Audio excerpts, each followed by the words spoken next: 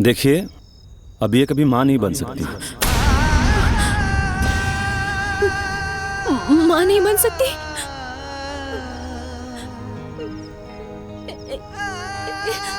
ए जी। क्या हुआ डॉक्टर साहब, ऐसा काहे कह रहे हैं? दरअसल इनके पेट में 2 महीने का बच्चा था जो अब मर चुका है, और उसकी वजह से इन्फेक्शन पूरा फैल गया है। बच्चेदानी निकालनी पड़ेगी,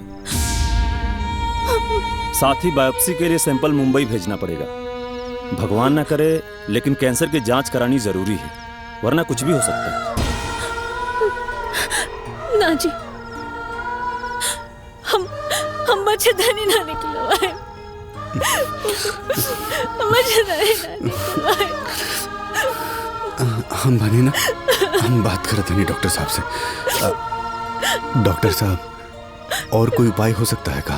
और कोई उपाय नहीं है, ये मामला इतना बिगड़ गया है कि ऑपरेशन करना ही पड़ेगा। लेकिन डॉक्टर साहब, हमके दर्द तो नहीं क्या होगा अभी? दर्द नहीं हो रहा है आपको सिर्फ दवाओं और इंजेक्शन की वजह से।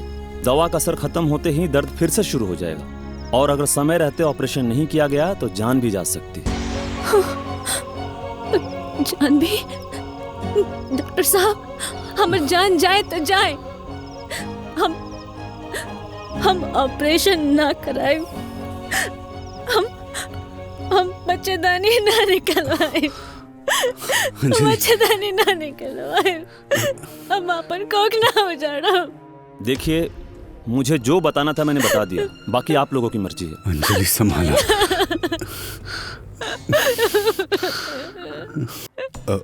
नहीं डॉक्टर साहब, आप इनकी बात मत सुनिए, आप ऑपरेशन की तैयारी करिए।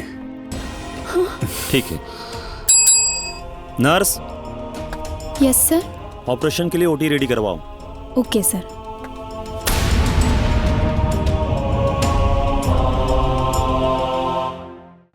ए बबुआ जी, बबुआ जी, रुआ कुछ सुननी हो? बबुआ जी, का कहानी भौजी, फिर से कहानी। बबुआ जी, अरे हम तो बबुआ जी का। बस भौजी बस, प्राण लेबू का। आज इस सूरज पश्चिम से कैसे उग गई? इतना खुश बाड़ू, कुछ बात बका? अरे रुआ कुछ मालूम बा? अरे आदित्य के दूसर की मोगी के कबो बाल बच्चा ना होखी। कहाँ है? अरे हाँ दीदी, ई बतिया हमू सुनने बिया, सच बा का? अरे हो 100% सच बा। अरे भौजी बहुत बढ़िया समाचार सुनल, अब मजा आ गई। चली रही दुलरी बहन बने, अपना कोख उजाड़ के दूसरा के कोख आबाद करत रही। अब क्या करी? अरे करिए का, आपन लइका ली है। हाँ। अब महाभारत हुई, चली रही बड़ी बहन बने की सौतन। ये भौजी, खुशहाल घर में आग लग गई। अच्छा, हम चला तानी। अरे कुछ देर और रुक जा। अरे ना जी, जौन आग लगल बानू ओई में जा तानी 5 किलो घी डाले। हाँ, जा जा, पुण्य काम में देरी का, जा जा तानी। हमरा खातिर बहुत बड़ समाचार बा। अरे भौजी, रच के देर और रुक जाई तू तो। ए दुल्हन। अम्मा जी। अरे दीदी, धीरे दबाई ना। ये का हो गल जी? अरे जैसे हम सुननी हो, बाप रे, हमरा तो घबराहटे होखे लागल हो। भागल आओ तानी पूछे खाती, कैसे का हो गईले दुल्हन के? हाँ आओ तानी। तू बैठा, हम जरा बाहर से आवत तानी।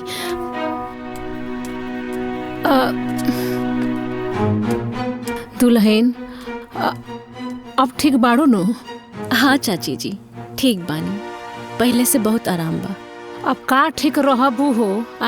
अरे भगवान तो तहार जिंदगी उजाड़ देहले। बताओ, अब तो कोनो लइके फैके ना होई। भगवान के भी नु तारा संगे इतना अन्याय ना करे के चाही।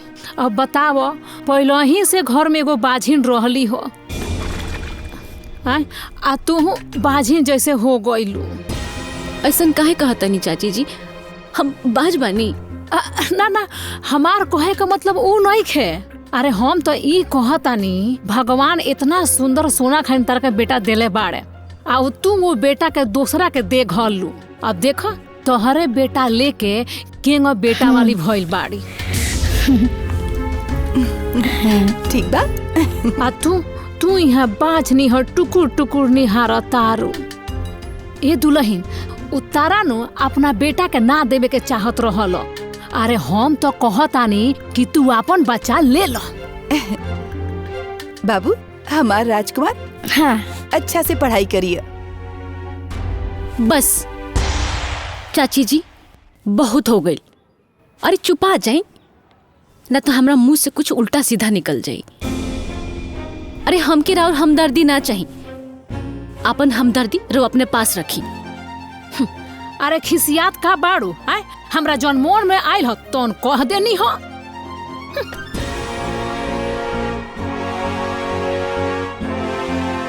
एक खटिया के चादर दू खटिया ना कहनी तो हमरो नाम माया ना।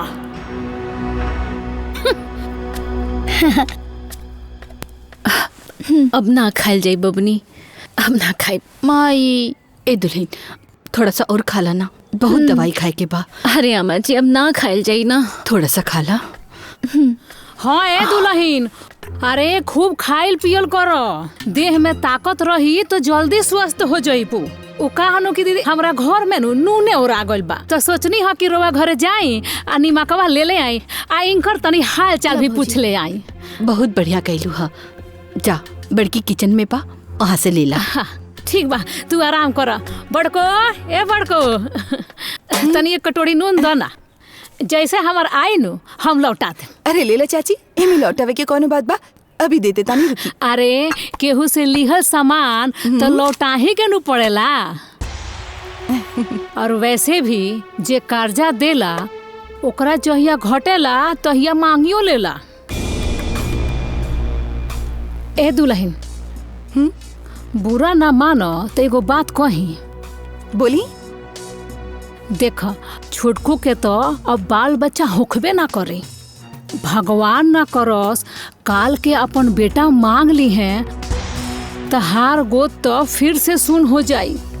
ना ना चाची ऐसे नहीं हो सकत। अरे दुल्हन तू बहुत साफ दिल के बाड़ू, तेरा दिल में कोनो छल कपट नहीं खे, बाकी तू दुनियादारी के जानत नहीं खू। हमरा बात से तू सतर्क हो जाई।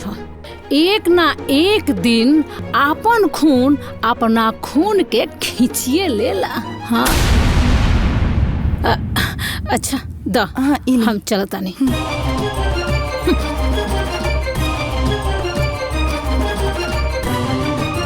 चल बैठ दे हमरा के, हम ना देम बैठ। अदितवा के बेटवा तेरा बेटवा से लड़ता हो। चल चल चल चल चल ना बड़ा ही चढ़बा देला। रुक जा बताओ। दे हमरा के। काहे रोत रे? काना हमरा के मारले हा। ए हमरा लिखा के काहे मारले हा? बड़का बाग बनता रे, तोहरा से दुलारू कम बा काई? काकी राउर बेटा बेईमानी करत रहे और हमरा से लड़ाई भी करत रहे। अच्छा इनकर लड़का बेईमान ह आ तू बड़ा साधु के जामल बाड़। अरे ऐसन रहित नु त तहर माई फेंक ना देती, दोसरा के ना धरा देती। काकी रवा हमरा माई के कुछ मत बोली। हमरा माई के कुछ मत कही, बड़का आइल बड़ा माई वाला बन। अरे जेकरा के ते माई कहत रे नु उ तोर माई हइल ही ना हई। जाके ओकरा से पूछ तोर माई असली कौन बिया। जो तो की बड़ी हमर मम्मी। अरे जेकरा के तू अपन मम्मी कहता रे, छोटकी मम्मी, उ तोहर माई ह। आ जेकरा के मम्मी कहता रे उ तो बाजी ना बाजी। जा जा पूछा था, जा जा पूछोगा ओकरा से। बाजी पूछो पूछो जाके। सही कहा ताड़ू भौजी, ऐसा नहीं अगर ये रहते तेनकर माई दूसरी के गोदी में ना दे देती।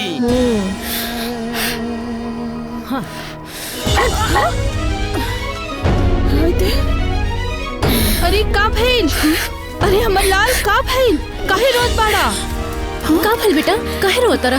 कहीं चोट वोट तो नहीं ना लग गई? हाँ अरे का भइल? रोत काहे बाड़ा? केहू मरलेस त ना बाबू, कहीं गिर त ना गइले? हाँ भूख लगल बा, चला तोहरा के खाना खिया दी। ना ही हमरा के भूख लगल बा और ना ही हमरा के केहू मरले बा और ना ही हमरा चोट लागल बा। तो हमर लाल रोत काहे बाड़ा? हाँ दादी पहले तो हमरा के ही बतावा कि हमार असली माई के हई। हमार असली माई मम्मी हई कि छोटी मम्मी? अरे बेटा, तुहार असली मम्मी दीदी है।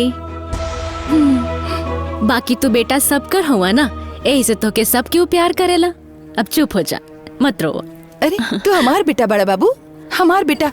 आवा, हम तोहर मम्मी है। हम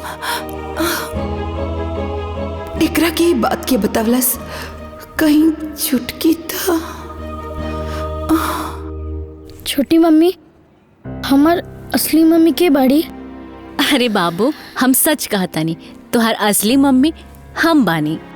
हाँ बेटा, तुहार असली मम्मी तुहार छोटी मम्मी बाड़ी। ना बाबू ना, तोहर असली मम्मी हम बानी। ये लोग तोहरा के बहकावत बाटे। ना बाबू, हम सच कहता नहीं, तुहार असली मम्मी हम बानी। अरे देखी ना जी, एक काका कहत बा लोग कि बाबू के असली मम्मी बाड़ी। ये हमार बच्चा के झूठ साथ सिखावत बाड़ी, भड़कावत बाड़ी। अरे एमे भड़कावे वाला कौन बात बा? सही बात बाटे कि कान्हा इनकरे बेटा बाड़े। हाँ, कान्हा अंजलि के बेटा बाड़े। सबके होता झूठ कहता, बेईमान बा लोग। कान्हा सिर्फ हमार बेटा बाड़े, हमार। बस दीदी, बहुत हो गई, अब और मत बोली। अरे कान्हा के हम आपन बेटा कह देनी तो झूठ बोलता नहीं, साजिश करता नहीं। और रवा बड़ा सच बोलता नहीं। हाँ, कान्हा राउर बेटा हुवन। हाँ। अगर राउर बेटा हुवन तो कान्हा के सर पे हाथ रख के कसम खा के कहीं कि कान्हा के रवा पैदा कैले बनी। हम ना खाई, कान्हा सिर्फ हमार बेटा बाड़े, हमार। और हाँ, तो लिख के देले बाड़ू, तो वचन देले बाड़ू। तो आज से और अभी से हम अपन वचन और अपन लिखल दोनों वापस लेता नहीं। कान्हा हमार बेटा बाटे। ना, कान्हा सिर्फ हमार बेटा बाड़े, ये हमार हुए। कान्हा सिर्फ हमार बड़े। ना, कान्हा तो हमार बेटा हुए। तू हमारा हाथ छोड़ा, तू हमार मम्मी ना हो। हमार मम्मी हमार छोटी माई आई। हाँ बेटा, हमारी तुहार मम्मी बनी। अरे कान्हा, तू हमार बेटा बड़ा। बेटा हुआ, क्यों कहना सुना? तू हमार बेटा हुए। कान्हा कावल माई। कुछ ना बेटा, कुछ ना बिल बेटा, कुछ ना बिल। तो सुजा बाबू, सुजा। हाँ, सुजा बेटा। हाँ, सुजा।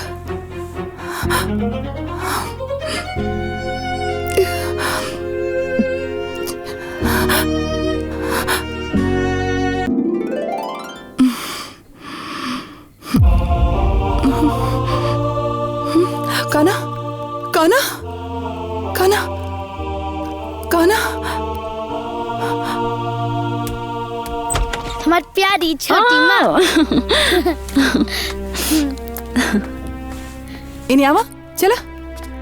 तोरा के स्कूल जाए में देरी होता ना, हम तोरा के तैयार कर देत बानी। हाँ, बड़ी माँ, लेकिन छोटी माँ तो तैयार करते बड़ी ना हमरा के। हाँ दीदी, हम तैयार कर देता नहीं। तू तो चुपे रह छुटकी। तोरा के पता बानू कि तू बीमार बाड़ू, बच्चा के पास ना रह के चाहिए। अरे कुछ हो हवा गई था। दीदी, दुल्हन, इका बोला तारू, कौन बीमारी भइल बा छुटकी के? जितना फिकर तोहरा के बाना लइका के, उतने फिकर उखरो बा। कुछ भी हो जाए, बच्चा से दूर रहिए तो ठीक रही। चले बाबू, तैयार होके के बाना। चले चल अंदर, चला जल्दी। चल चल चल चल।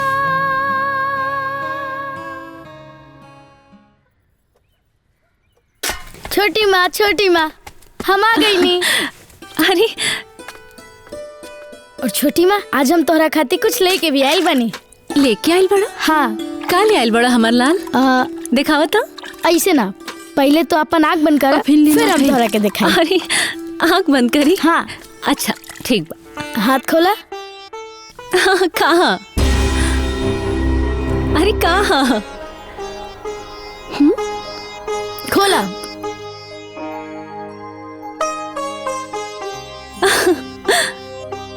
चॉकलेट? हाँ। बापू, तू हमके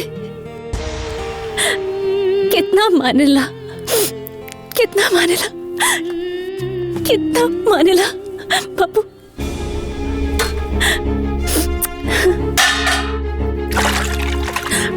कितना मानेला।